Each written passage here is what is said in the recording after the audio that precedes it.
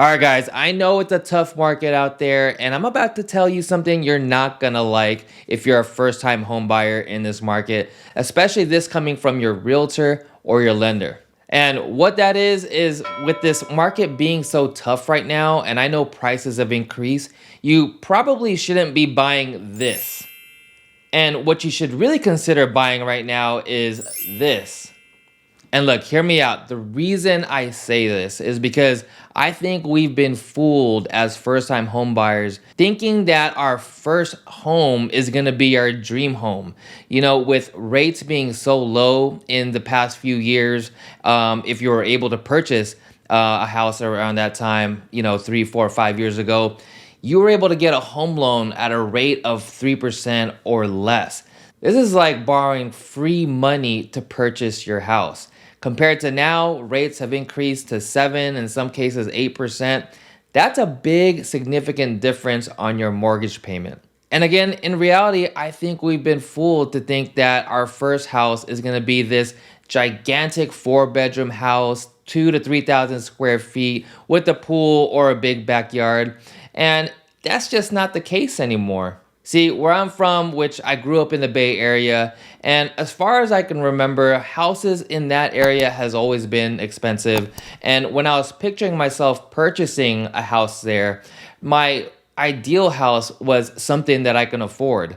Well, when I was shopping during that time, what I can afford was basically going to be a 1 or 2 bedroom condo, and even a townhouse was a stretch. And I think with house prices being as high as it is, especially here in Las Vegas, which is still comparatively cheaper compared to some neighboring states like California, prices have still increased while your average income over here for a lot of locals hasn't increased to match up with the cost of living.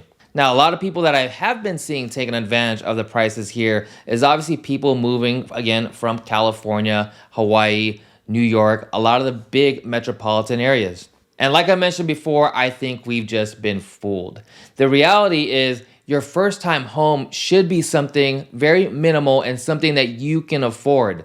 You don't want to over leverage yourself, especially if this is going to be your first time being a homeowner and not knowing what to expect and what expenses that you might come across being a homeowner. So that's the reason why I think it's a good idea to really consider something a lot smaller, like a condo or a townhouse, which may make it a little bit more comfortable for you affordability wise, and really test the waters being a homeowner. And a lot of times as your realtor, I like to mention that that first house that you purchase is really just a stepping stone to the next house that you're gonna be able to buy in the future after you've built some equity and maybe saved a lot more money, and hopefully over time you've also increased your income. And that's just the fact.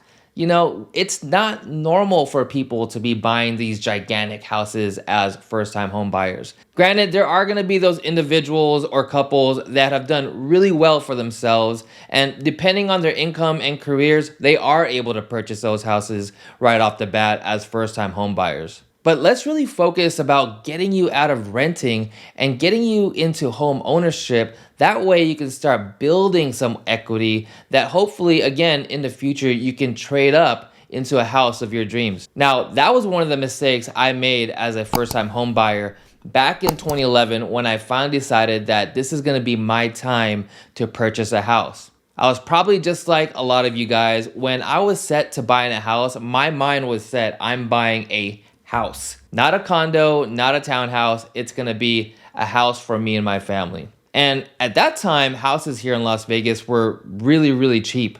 But I didn't realize how competitive it was with all these cash buyers scooping up all these houses.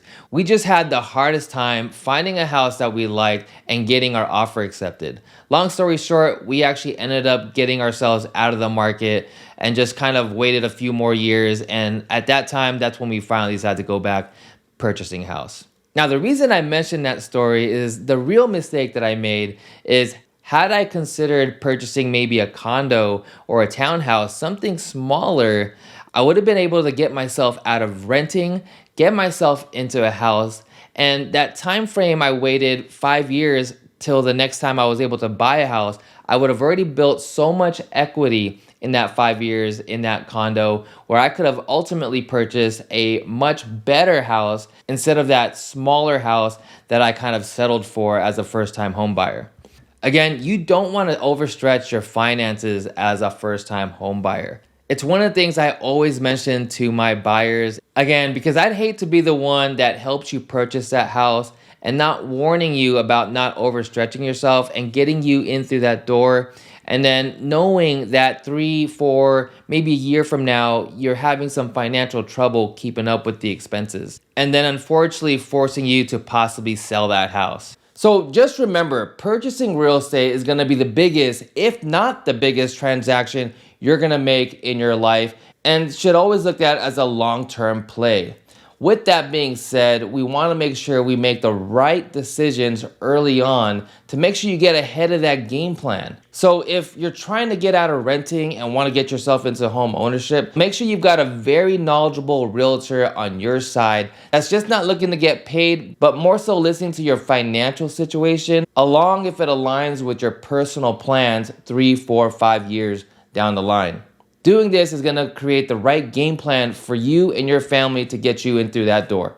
All right, so hopefully this video has given you some value. And if you were thinking about buying that gigantic house of yours and already feeling a little iffy about it, thinking that this is gonna overstretch your finances, maybe this will help reconsider your choices and settle for that condo and townhouse just to get you in through the door and out of renting. And again, most of all, building that equity.